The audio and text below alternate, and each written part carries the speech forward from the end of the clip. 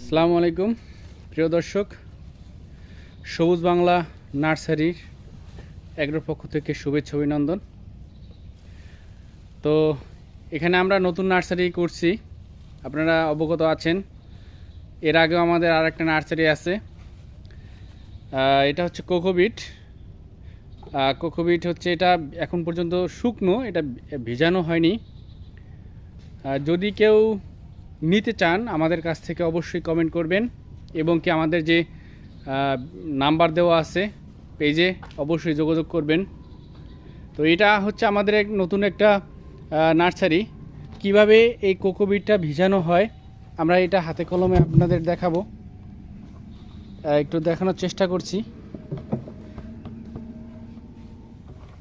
এটার মধ্যে পানি দিতে হবে, কারণ হচ্ছে এটার মধ্যে লবণের কিছু ভাব থাকে।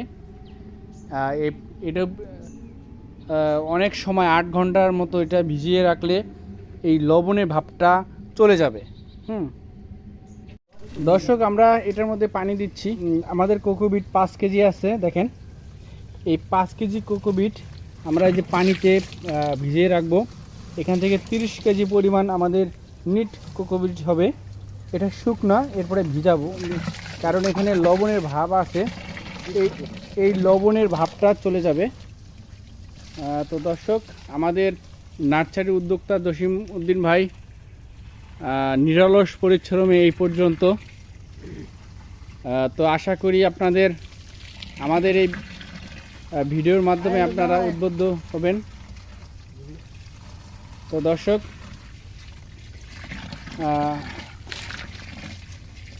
এই বালতিটা ড্রামটা পুরোই আমাদের পানি দিয়ে ভরতে হবে, এরপরে সাইকেল নিতে হবে।